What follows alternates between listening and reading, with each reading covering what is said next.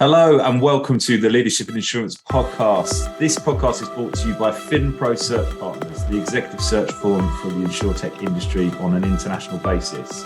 We'd love to hear from you. If you want to hear a bit more about our recruitment services, please visit www.wearefinpro.com. I hope you enjoy the episode.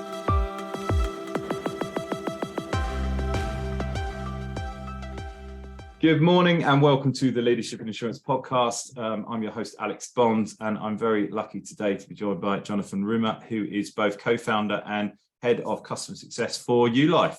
Jonathan, good morning. How are you? I'm very well, thank you. Myself, it is rather grey and a bit depressing outside, but you know what? England is playing later in the World Cup, so by the time people hear this, we'll know the result. But at this moment, we don't yet. So excited for the day.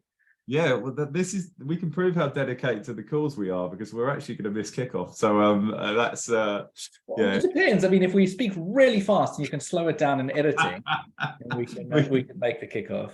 The excuse for a shorter podcast than normal, but which is quite a good one. But no, and actually, I realised I launched it with a good morning because we always launch this in the morning. But for once, we're both on the same time zone. We've just got a rare treat for me. So I'm enjoying the grey weather that you've just described as well. So, but Jonathan, before we dive in, we're obviously aware who you are, but it'd be great to just introduce yourself to the folks at home and and perhaps the YuLife business. Cool, thank you. Yeah, very excited to be here. As you mentioned, my name is Jonathan. I'm one of the co-founders of YuLife, and YuLife is a global financial services brand on a mission to inspire millions of people to live their best lives. And at the moment, we focus on group risk insurance. So that is B2B insurance, life insurance, and similar products for companies for their staff. And then what comes with that is the YuLife app, which is all about inspiring and rewarding people for living their best lives. So for us, we've redefined what insurance is. Historically, insurance has always been about claims compensation. So it's when something goes wrong, you pay out. But for us, we define insurance as being more about risk mitigation, risk partnership. So how do we look after the people who we protect in order to reduce the risk of that bad thing happening? So in the confines of life insurance, that means helping them to live longer and happier lives, which is hopefully a win-win all around. Yeah, lovely, and what a good mission to be on. So, thank you for that intro. Obviously, one of the co-founders. Something that we're really conscious of is there's 5 co-founders in your business. Yes, we're a family. Family. Well, if you only feel like my family, does that mean you fight quite frequently? Of course. How do you all come together? How do you all know each other? And I suppose we love an origin story as well. So where does that kind of YuLife origin story begin with you 5? It's a great question, and I think sometimes we reflect on how a bunch of really different people came together at the same time. Really, the origin story of YuLife starts with Sammy Rubin, our founder, our primary founder, and Sammy's been on a personal journey of growth and looking after people for many years. He had his first company in his 20s, and he spent time launching Vitality. He was the original CEO when they launched here in the UK. So he's got a long history in insurance and also well-being, but holistic well-being. Mm-hmm. So he, 2015, 2016, as we were kicking off, decided that it was time for the next iteration to really find a way that we can scale insurance and well-being to millions of people, not just make it something that is elitist, and also something that was holistic, so not just focusing on physical well-being. So Sammy set out to find, a bunch of people to come along on this mission with him, and slowly we kind of all came together. There was Sam Fromson, our COO, Josh, our CTO, who I kind of knew from my old KPMG days when he was at Chelsea Apps Factory. And slowly, just Sammy pulled us all together. We were all on our own personal missions with things we wanted to prove out, and we're just attracted by the vision and the mission and each other. And we all came together, and Yaku joined last, it's a great story.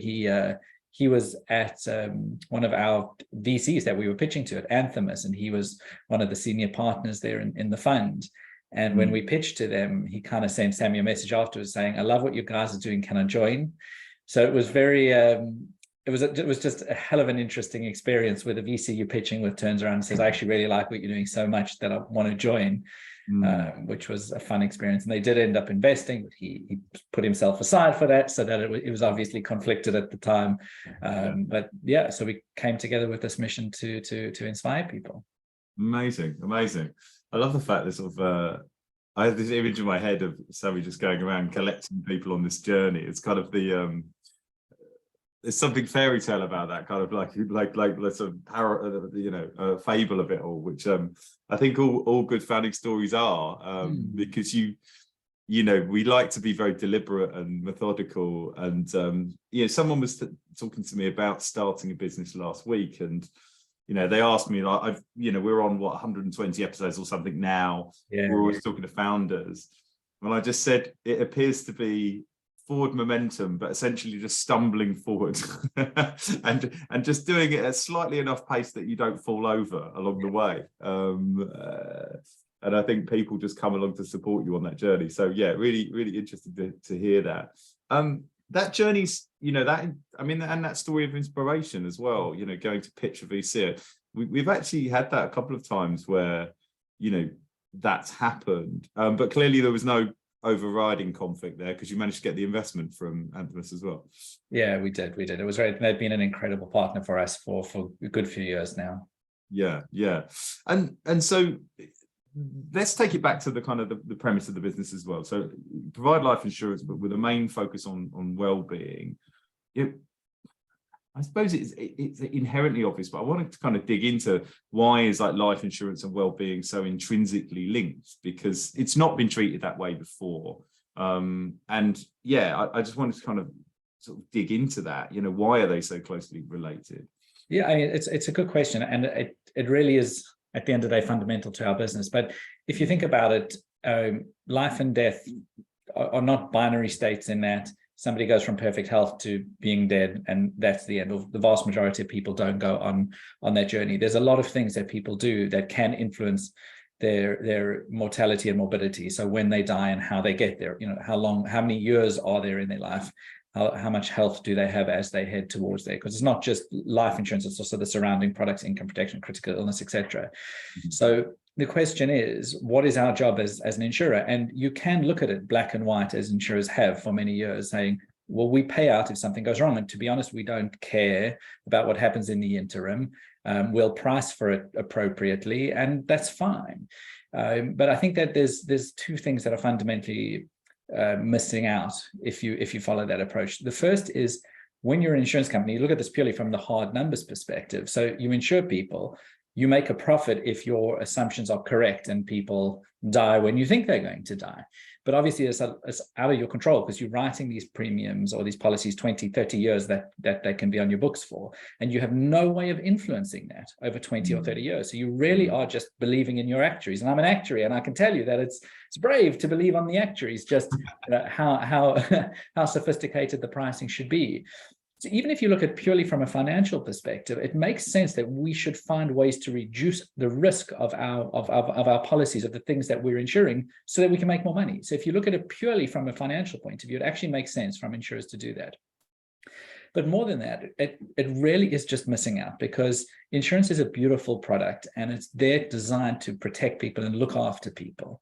And the way that it's currently implemented means that there's almost no positive touch point between an insurer and the people they look after, because at the start of the policy, the insurer is taking money from you and they're giving you a promise. And that's not great. No one wants to have money taken from you. So that's a bad experience. And the only time you generally have the next interaction is either at renewal, where they're asking for even more money from you, which is also a bad experience, or something's gone wrong and you hope the claim gets paid out, but there's still a negative association because something's gone wrong.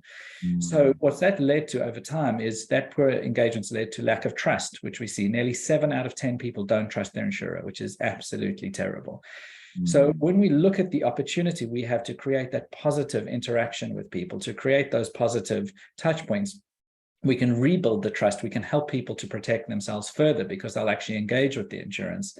And at the same time, as an insurer, we have the ability to manage our book, manage our capital, manage the risk, to be a better business, both financially and on the impact that we have in the world. So when you look at it, it's actually a total no-brainer from an insurance perspective that you should be doing it. Mm. Do you think that's, yeah, I mean, I 100% agree. I was just realizing that this is the perfect timing because I'm going through some absolute hell on earth situation with my health insurer at the moment. And the one thing it made me think about, without sort of oversharing my story, but, so I very modern health insurer, here's a virtual GP, great, go to that. And then you have to go and see a physical GP, great, go to that. And then I get my claims form. My claims form has to be signed off by an NHS doctor. And then it has to, and then we have to go back to all the underwriting. And I was thinking, this is a broken process, and it just kind of reminded me how much we've got to go, particularly in this space, but just I think in generally. So it made me think that they kind of lost sight of the customer. That's what it felt like to me. I was like, you're not looking at this because it kept going, well, this is our process. And I was like, well, the process is bad. And it's bad from a customer perspective. So do you think insurance has culturally lost sight of the customer? Do you think that's a fair thing to say? I don't think so, but I think that sometimes the process gets in the way. When I speak to people in the industry, and I do a lot, not just insurtechs and people who are trying to make a difference, but people who've been in the industry for 20, 30, 40 years, currently still at big companies. If you ask them what's the most important thing to them, they will all tell you it's the customer, and they all genuinely mean it. But I think that the vast majority of incumbents don't have the ability to move past that desire to actually implement something that's different. And a lot of the time it's because over 20 or 30 years, they started with a simple, beautiful claims process, but then people took advantage of it. So they said, okay, now we need to get this extra thing, and we need to get this extra thing. And you have this legacy that builds up that almost prevents you from doing what you want. Because I genuinely believe that almost everyone in the insurance industry wants the best for the customers. But getting from your desire to want that to actually implementing it is I think virtually impossible for most incumbents, just given how much legacy in terms of process, technology, regulation that they the way that they interpret the regulation. So I don't think it's a lack of desire. I just think it's a lack of ability to implement.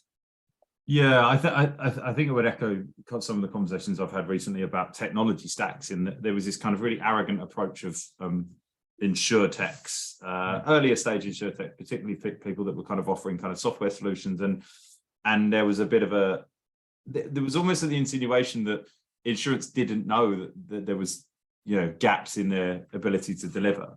And I was like, I said to someone the other day, if you want to know what's wrong with a tech stack in an incumbent insurer, go and ask the CTO, because they'll tell you. It's just whether they've got the bandwidth to change it, the kind of ability to change it, because you can't just hit pause on the entire operation to make it happen, to make change. But obviously you are in a different situation. You've sort of in that kind of startup, well, beyond startup stage, but you are the kind of you had a ground zero to start from. So what are you doing differently with regards to customers? Is it all just gamification, or is there kind of more to it than that? So look, everything comes back to our mission, and we really hold it closely, which is to inspire people to live their best life. So that is the focus that we look at, both the insurance products that we're dealing with and the way that we help people to reduce their risk and live their best life. So for us as a B2B company, we focus both on the duality of the end individual. So how does this person do it? But then how does that affect the business and the risk of the business, which is the group of individuals? So I think one of the things that we focused on and which has made us a little bit more unique is that we're focusing on helping as many people make small adjustments on a daily basis as possible. And there's not these big rewards for massively going to the gym or running marathons or doing these things, because to be honest, that attracts the 20% of people who are already doing those things, and you're rewarding people for what they're already doing. So you're rewarding the healthy people and already being healthy. Yeah. But the trick is, how do you address everyone else? How do you access those 80% of people who honestly going for a 10-minute walk a day could really move the needle? So I think that's one of the big focuses is how do we make this accessible and fun to as many people as possible? And that's where the gamification comes in, because we know that it works. We know that those game mechanics work. And I think the real goal there is to get people to do a little bit more. It is the behavior change. And that's both at the individual level and at the company level. So we have incentives and rewards for individuals, and we have incentives and rewards for companies when they do it at that level as well, so that it mirrors each other. So that really is the goal. Oh, interesting. I'm intrigued to learn a bit more about that. So how does that work from kind of incentivizing company-wide And it'd be great to sort of understand some examples about kind of how they work versus the kind of individual goals. Yeah. So the individual goals in the YuLife app is all around the UCoin. So this is the currency, digital currency of well-being we've created, and you earn them for doing healthy behaviors. So walking, mindfulness, running, cycling, etc.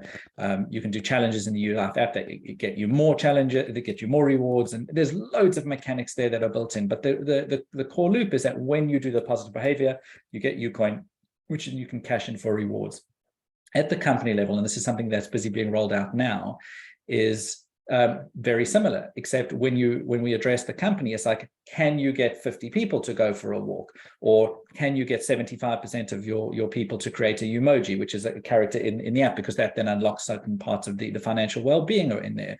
Or why don't you focus this month on mental health, and can you get 80% of your audience to do some mindfulness?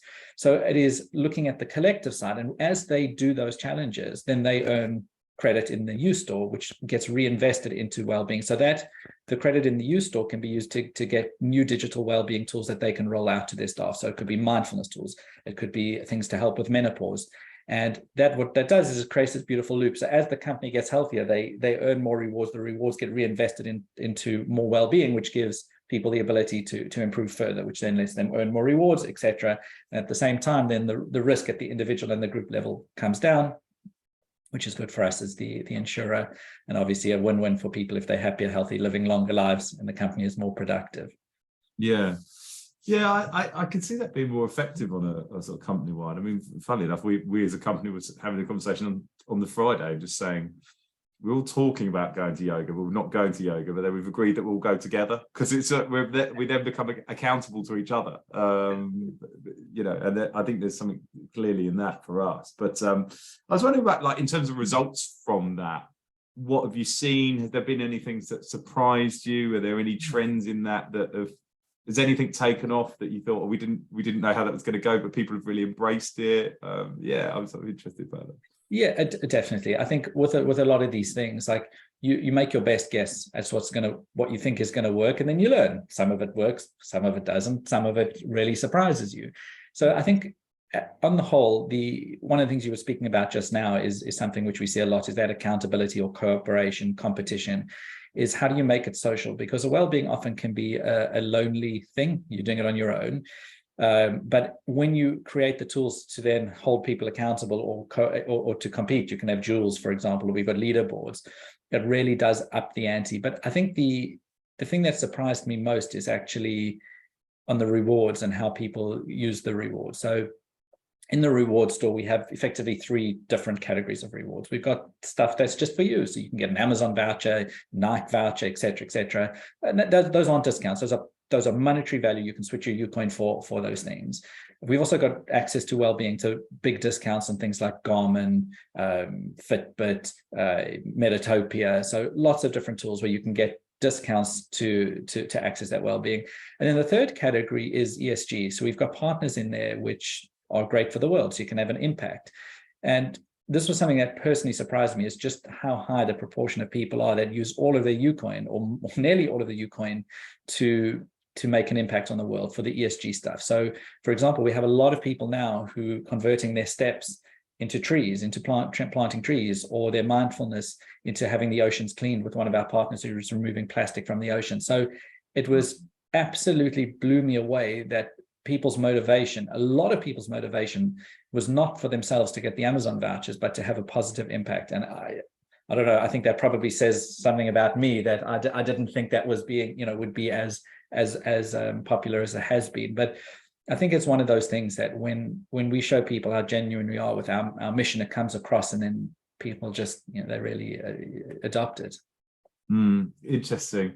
I wonder if that's generational as well, because I think selfishly, I'm thinking, would I do that? Even though it's, this is the sort of thing that I sort of pertain to be important. It's the reason I stopped eating meat, for example. But I still love an Amazon. I love an Amazon voucher, It isn't generational from the data that we see, is that it does actually attract a lot of different people. And I think in some ways it reinvigorated. So when we started to push out the ESG, we had quite a few people who they enjoyed the YuLife app, they used it, but they actually just hoarded their UCoin. And I spoke to one of the guys, and I said, like, you've got this big balance. You've built up 100, 200 pounds worth of Ucoin here. Like, why haven't you cashed it out? He's like, you know what, it's fine. Like it'll just sit there. There's nothing, I don't need the Amazon voucher or anything right now. I'll like get there. And then when we introduced the trees and the ability for people to plant trees, he used the entire balance immediately. It's like, this has reinvigorated my usage of the app. I'm going to go for walks now because I want to plant trees. So it was just fascinating that it really engaged different people. And I think similarly to that so one of the things that surprised me initially with the data when we're looking at it, and this is something that's been sustained over the last few years, is the age group of people who really engage in the app. So when we first started, we had a lot of pushback from firms saying, yeah, this is going to be amazing. I can see that all of my young staff, people in their 20s and 30s, are going to love this. Everyone else is not really going to care. And we didn't have an answer to that in the beginning because we didn't have the data. And then as we started to see the usage, and now we've got tens of thousands of people using it every day, we see the usage. And what we see is that doesn't actually hold up at all. If anything, there's kind of like a slightly flat U-shaped curve. So people in their 30s do use it a hell of a lot, in their late 20s a lot. They engage in the technology. But what we find is that as people get into their 40s, it actually comes down a little. And then as people in their 50s, 55, 60 even, we see a massive spike in engagement on the app, massive in terms of the usage. And in fact, some of the people 55 plus are our biggest power users, both mindfulness and walking. And it was fascinating, totally unexpected for me. But when you dig into it, it actually makes a lot of sense because you find that people in their 20s and 30s, at the moment, much more technologically savvy, the gamification appeals to them, they really use it. But as you get into your 40s, I'm about to turn 40. So now I feel this. You're very focused on your career and you really want to make a difference. You want to climb that ladder. You focus very much on the work and what you need to accomplish at the expense of your well-being. So you stop doing these things. And then as people tend to hit 50, 55, the mortality, you start to feel the aches and pains more. And hopefully I won't know that in 10 or 15 years because I will have looked after myself. But it's very common that people start to go, okay, I actually need to start looking after myself. And then they have the YuLife app, which is there at their fingertips, and it provides them that ability to do it in an easy way. So we see a big spike afterwards. So we kind of have this like flattish U-shaped curve. That was very unexpected as well. Interesting. That's really interesting. But I can see that plays out. Makes perfect sense. I wanted to talk to you about culture, because obviously everything we're talking really touches on culture, and whether that be you being a mission-driven organization or talking about what people are spending their credit on, etc. But what sort of measures do you think like fast-growing companies need to put in place in order to succeed when it comes to workplace culture? Because particularly as they scale, I'm intrigued selfishly from my perspective. So I've been talking about that a lot at the moment, but I think it's a great question, and I think we are very fortunate to have a fantastic culture, and it's something that we work on all of the time. It doesn't just happen by accident. And again, a lot of it comes down to Sammy and the way that he started the business and his pure desire for the mission. So the mission is what we do. We also then have a set of values, which is how we do it. Because what you do is important, but how you do it is probably more important. So our values are summarized in something called Love Being You, and then we have 3 under each of those pillars, and they really represent us. For me, the one that speaks to me most is the final one, which is build the world that you want to live in. But there's a lot there about being open, being grateful, giving more than we take, and it really is something that we focus on often. So the values come out. So when we have difficult decisions to make, we'll look and say, are we making this decision in line with our values? And that's not always easy. So we've had incidences where we've had staff who are doing phenomenally well, but they aren't living up to our values, and we've had to ask them to leave. And it's not easy, and it's not obvious, but you have to do that. And it's when you make those difficult decisions in line with the value that everybody sees that it's more than just a poster on the wall. It is something we really do. But there are practical things that we do that I think can really help with keeping it going. And a few things. So number one, we have quite a long drawn out interview process, and that's by design. So pretty quickly we'll assess people's technical ability, but there'll still be several interviews afterwards, which are very much designed to understand if the person is a fit. Are they a YuLife or not? Do we always get it right? No, but I think we do better than not. The final interview will always be with one of the founders, generally Josh or Sam, as now, because they'll like hold that in mind is this person right for the business? Because the hiring manager is always going to be biased to say yes to the person because they have a need that needs to be filled.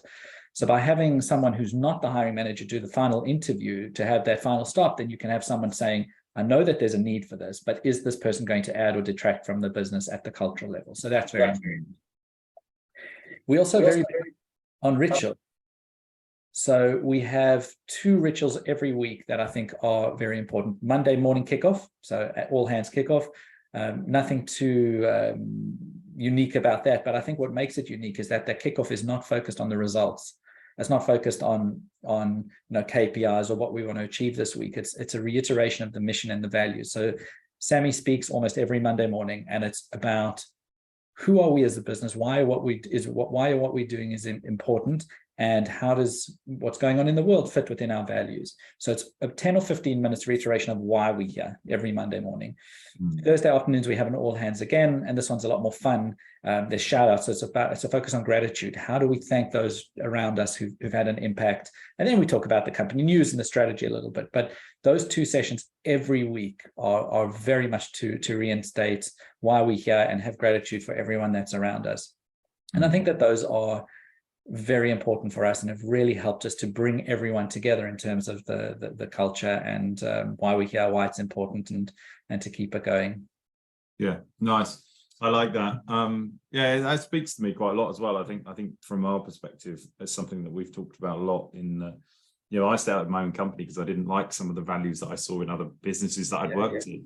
But the sort of temptation is so, it's always really present there. So having that kind of founder kind of come in that doesn't necessarily have that immediate need is really important for the hiring process, but also that kind of gratitude piece. On a Thursday, I might pinch that. Yeah, go for it. So the way that we do it is we've set up a little thing on Slack where you can click the button and you can submit a shout out, and it's all totally anonymous. Yeah. So you get there, and then they're fun. Some of them are silly, some of them are fun, some are very heartfelt. Yeah. And then part of the team, when they put together the deck for the Thursday, they'll put in some gifts as well, just to bring them to life. And it's just a lot of fun. Yeah, nice. I like that a great deal. Conscious of time, so I've got a couple more questions that I think I was going to ask you a question that we know the answer to. I was going to say, do you consider insurance a social good, or is it something we as an industry tell ourselves? But I'm pretty confident that you see it as a social good. I think insurance is a beautiful product. It really is. I'm very passionate about this, and it's a pity that people don't see it that way. It's a social good, but it's an economic good. It's a financial good, and it really is incumbent upon us as the insurance industry to get there. It really is. We have more incentive to look after people than anybody else. Financial incentive. Use it. Let's do that good. And don't even focus on the social good. Focus on being a good insurance company. Reduce your risk, manage your capital. And then the side effect is that people are going to be better. The risks will come down, the adverse effects will come down, and you have this incredible societal benefit. Even if people focus purely on the capitalistic aspects of wanting to be a better insurance company, as they should. Yeah, there's an interesting dynamic of that, isn't there? That I think we can get wrapped up in the trying to deliver on a kind of macro level and be part of some macro level solution. But I think you're absolutely correct. I mean, I think if every business just focused on being the best business they could be, the net result is at the very least happier customers, and they've just have that one joyful experience of the day of dealing with your company. But that would be great. I wanted to talk to you about your team. You've scaled very quickly. You're a fast-growing business. You've got a relatively young team. It's been a difficult time as well for people, kind of. And I know you as a team had made steps to kind of help them out in the cost of living crisis. So, wanted to dig into that because that's so part of your values as well. So, what steps have you taken to kind of help them deal with that? So, I mean, there's two aspects to that. Number one is our customers, and number two is our employees and the staff. For our customers, it's very much focusing on how the YuLife product and app can help them, and there's lots of ways to do that with discounts for groceries, earning more Ucoin, etc., providing access to content to learn, and tools to do whatever it is to improve the situation for employees. And for us as a company, we've taken a far more individual approach. We haven't done anything across the board. We haven't made any major adjustments to things like salary or cost of living adjustments. It's very much on an individual basis, and trying to understand each person who contributes to the business and make sure that they're okay. And for right or wrong, that's the approach we've gone down, and we'll focus on individuals. Yeah, but it's important, isn't it? Yeah. You can get this homogenous team thing, and then it kind of ignores the individual, and I think that's key. What's sort of goals, initiatives? What are the things that you're really focused on when you're trying to scale a team? Is it just does everything come back to the customer? Is that the lens that you view everything from, or the kind of specific metrics that we look at? The customer's at the center of what we do without question, but we do look at a whole range of metrics when we're trying to hire, when we're trying to grow the business. We do fundamentally believe that if we look after customers, everything else will look after itself, but we have to find the best way of doing that, because it's not always obvious, and people don't often know what's best for them, and we have to learn, and we have to kind of grow with people to find out what works best. So it very much is a combination of making sure that people are engaging, so that people are having a good experience, but that there are those financial and protection outcomes that are coming as well. So you do have to look at things holistically. We still want employees who are performing and doing great, not only giving good customer experience, but also helping the business to grow. So we focus both on the hard and the soft metrics. Sure.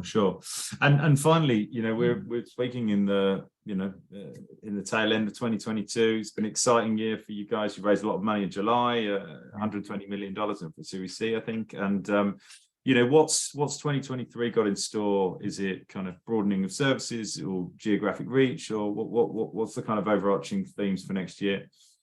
Great, thank you. So we've got a few themes. I think the two that are most exciting are kind of things you touched on there. Number one is geographical reach, international expansion. So we're going to be launching in both South Africa and the US in Q1 next year. So it's super exciting in opening these new markets and taking what we do from the UK around the world. So we're very excited about that. And we're also looking at product expansion. So we're moving more in towards things like dental insurance and private medical. And we're going to keep that a bit tight at the moment. Now, we're not going to all of a sudden be offering 50 or 60 different products. We want to grow with the people who we look after and find the products that are most appropriate to them and that is the highest demand for. So the definite focus on just keeping it going in the UK, massive growth here, international growth, and then trying out some new insurance products as well, but try and keep the focus tight next year. Yeah, brilliant. Well, look, that's so exciting. Jonathan, I know you're super busy, and thank you so much for taking the time out to be a guest. We've wanted to do this a long time, and not least because, as we mentioned, we live around the corner from the YuLife office, so we see it every day. It would have been quite galling if we couldn't get you on the podcast. So yeah, exactly. Well, next time we'll have to do a live recording in the office, which we call the universe. So that'll be awesome. Oh, nice. Yeah, that would be lovely. Jonathan, thank you so much. Really appreciate the time. And thank you for being a guest. I appreciate it. Only a pleasure. Thank you. Cheers. Thank you so much for listening to the Leadership in Insurance podcast. As ever, this is brought to you by FinPro Search Partners, the executive search firm for the insurtech industry on an international basis. If you want to find out more about what we do from a recruitment standpoint, please visit www.wearefinpro.com.